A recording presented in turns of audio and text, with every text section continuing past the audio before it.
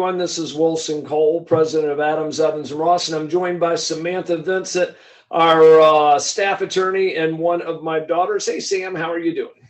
Doing great. How are you? Doing fine. Look, I want to take a minute and spend some time with you guys on talking about some of the more popular excuses that we're hearing more recently, and it kind of runs through phases. But we always have a couple of meetings a week, and some of these excuses are almost becoming a theme. I don't know if debtors are sharing notes with each other, but I wanted to talk about a couple of arguments that we're hearing and how we're getting around them. Samantha, what's on the recruiting side? Now, we've got half of our clients are recruiting, half of our clients are staffing. On the recruiting side, what's one of the biggest arguments that you're hearing lately? I think my favorite is the amount of backdoor hires where they then come back and go, well, the recruiter didn't do anything, so I don't owe a fee. And it's like, well, because you breached the contract, reached out to the candidate directly and prevented our client from being able to do something, doesn't mean that since they didn't do anything, a fee's not owed. In plain English, what Sam's talking about with the breach is you present the candidate, and in your agreement it says, hey, yeah, you'll set up interviews or you'll do that. And if it is that specific, they have a hard time using that as an argument when they bypass you and cut you out of the deal and say, well, you didn't do anything, therefore we don't owe. And that is definitely a theme that we're seeing with backdoor hires. That, as well as the candidate contacted us on our own, and the best way to get around that is to have a signed agreement with a couple of safeguards. Sam, I know we cannot give specific legal advice, but from a collection standpoint, what's a couple of the things that you like seeing in those agreements that would offset that argument? Having, if the candidate's presented and hired within 12 months, a fee is owed. Don't do any qualifying factors of, as a direct result, or quality candidates. I think some of my favorites recently is they hire the candidate and then want to argue, well, it wasn't the quality that we were looking for. And they said they'd refer quality candidates, so we don't owe on this one. And it's like, well, they were qualified enough or quality enough for you to hire them. So therefore a fee's owed. But anytime you start adding in adjectives to help describe the candidates or your actions, it weakens the position of the contract significantly. I agree with you. In fact, I believe we're actually doing a video later this month on certain words and phrases that you just want to take out of your contract. And those qualifiers are certainly one that we'll take to it. And so just keep things simple. Yeah. Go ahead. Make sure your bases are covered, that if you present the candidate and the candidate's hired, there's not much else that needs to be said there, because it makes it very clear that even if they go around you, you presented the candidate was hired, you had no other obligation beyond that. There you go. You presented the candidate and they hired the candidate, end of story.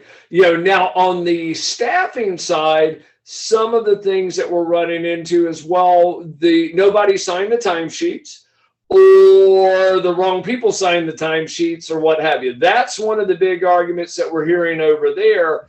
And that just kind of comes down to knowing the process and also just having good systems, because if their HR manager or their direct supervisor is the one that's signing off on those timesheets, we can probably get around that. But if they've got another temporary signing off on the timesheet, that's a problem. Sam, what's a couple of things, and from a legal standpoint, not a business process that I've discovered, but from a legal standpoint, what can staffing firms do to protect themselves? Find out the process of, because especially like in assisted living facilities or things like that, what we're seeing is who signs the timesheets for the regular employees, not the temporary employees. and get that in writing so you know that you're having the right person sign it. Or if they say, well, it needs, since they're temporaries, it needs to go through so-and-so, you then have who they told you needed to sign it. So it's real hard for them to go, oh, Jane signed it. Jane didn't have permission to sign it. Well, then why, when we started this, did you tell me Jane signs all the timesheets? There you go. There you go. With scenarios like that. So having the documentation that, you know, all temporaries, their timesheets are signed by Jane on the 5th of every month, so that when they go through that process, it makes it harder for them to get around. And document it. And if it's done by phone call, I always like an email because it gives you that, but I would memorialize that conversation and send an email if for whatever reason, say, you know, hey, just to reconvene, Susie Smith is the one that's going to be signing off on the contracts. I'll assume that that is the case per our conversation. Please email me back if that's not correct, or reaffirm. And that way, if they don't email you back, then that's at least a layer of argument. First option is get it in an email where they say Susie Smith is who's supposed to sign them. And so go from there. But just have good systems. And because, you know, recruiters and staffing are, you know, basically, you know, brothers or sisters of our market that we service, but the risks are totally different. Recruiters will spend a lot of time, but staffing firms will spend a lot of money. And there's another whole episode that we do just on some of these balances. But if you're a staffing firm, or if you're providing contractors, you're actually loaning money. So you want to make sure that you get those contracts and the time and all that signed. Samantha, is there any departing thoughts? It sounds like what you just heard there is a lot of us, we all work remotely. I heard my granddog wind up evidently going off on a tear. So Samantha may not be able to join us because it is the yappiest dog in the world. Sam, is there anything you want to add before your dog is ill behaved? Sorry, the mailman and he have a spat going. Again, just have your systems in place. Don't let something slide through the cracks because you're wanting to get the deal done, because that's when things get sloppy and then you don't have the documentation to back up whatever they're saying is the reason they're not paying. I agree with you 100%.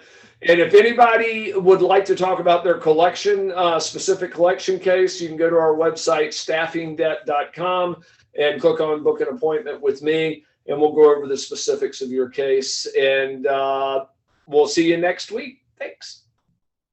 Hey guys, it's Wilson again, and this video was brought to you by Backdoor Hiring Solutions. And if you like the content, make sure that you click the like button, and also if you want to receive additional videos, then please make sure to subscribe to our channel. If you'd like to learn more about our software, please visit our website at backdoorhires.com. And then also, if you'd like a copy of my free book, The Top 9 Excuses, please click in the video notes below, and there's a link where you can get this book absolutely free. Just simply pay for shipping and handling. Thank you.